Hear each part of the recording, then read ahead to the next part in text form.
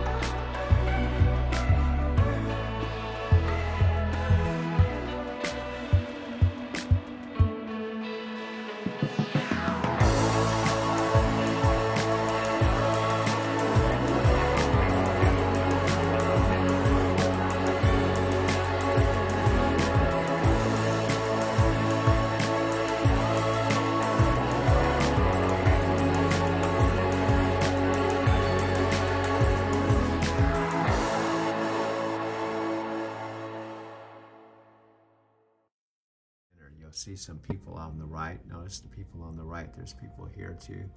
But notice this is Smith Lake. It's all frozen over, but check out the people on the right here. When I even zoom in, this is Smith Lake right here. And here we go. Check this out right here. You can see people walking right here.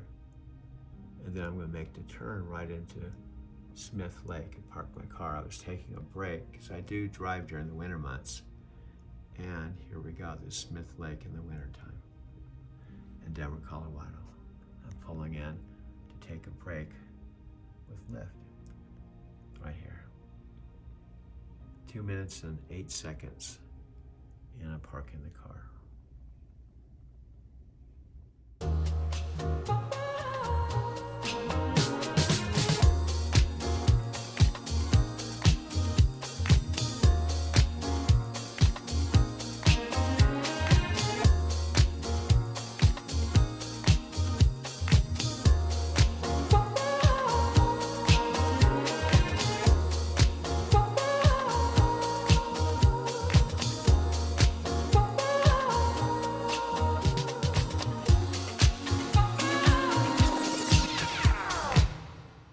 I have 2,000 photos on my Mac Pro computer here, and I can project them to my 65-inch TV monitor. I have also 2 other iPhones, and I can talk over this, or I can add music. I can go to any one of these videos and talk about it. I also have 4,500 videos. This is just one photo of Lisa Joy McDaniel. She lived in Mount Hood off the Columbia River. I used to drive by there all the time. She was totally awesome. One of the last videos that she made, she was talking about how you need to embrace the now in your life and smile a lot. She was awesome. I'm gonna forever miss her. And she's taught me once again that life is fragile. Don't take anyone for granted. We'll miss you, Lisa Joy McDaniel. She died a few days before her 49th birthday. Lisa was 20 years younger than me, and she was totally awesome. She had 2 daughters who posted the message on her Facebook wall that she had a brain aneurysm in her sleep, and she died after 13 days in a coma. Joy on the right was a hippie chick. She smoked pot and she believed in, reincarnation. So she talked about it. So she's in that other world that we all will eventually go to, the great mystery that we call, transitioning, leaving our body and going into the astral plane, going to reincarnation. But she's in that other sphere, and I wish her well.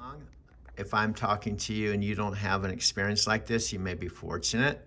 But I'm 70, and I think if you live long enough, you're going to have a loss, a death, something that's happened to you that had changed your life forever. To See the World in a Grain of Sand was a book that my Carol Cook, my girlfriend, She was born October 16th, 1953. I was born October 13th, 1953. So she was approximately about a month and 3 days older than me. She died December 30th, 1976, a few months after we met at the Stone Steps Beach in Encinitas, California, at the top of Stone Steps. She was 23, I was 23. I was driving a TR6 sports car. I was living in Encinitas. I was working for San Diego Gas Electric Company. I was training with Navy SEALs, full contact Kung Fu. You might say I was at the top of my game. And that was 47 years ago. Now what happened is she saw me on a Tuesday and at her apartment and said, "I love you, but I may never see you again." And on Thursday, she shot and killed herself at her brother's Long Beach apartment when he left a loaded gun, a loaded rifle to be exact, in the closet. And while he was at work on the same couch that she and I sat at when we originally met her brother, she shot and killed herself in the stomach, and she bled to death.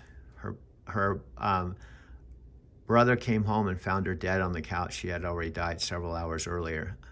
And on Friday, Carol's father called me and asked me if I knew where the keys for the Lido Island house were.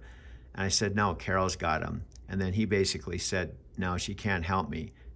She's dead." That's how I found out she died. Now, that was a very significant time in my video with this. This is what Carol wrote to me on September 13th, my birthday, September 13th, 1976. She wrote, "Dear Doug, happy birthday, my dear friend. This book has much to say, even though it has few pages. I hope it will inspire you to more dreams, and finally fulfill dreams.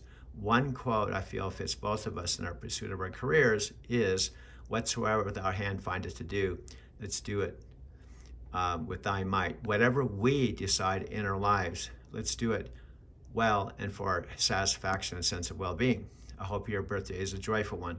I'll be thinking of you." And does this sound like something? This whole book, I actually have it right here. I've kept it for all these years. It's full of positive quotes.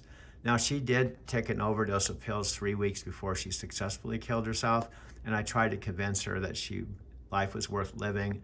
I even took her to my mother and father's house just before New Year's, and she shot and killed herself, not New Year's Eve, but the day before New Year's Eve.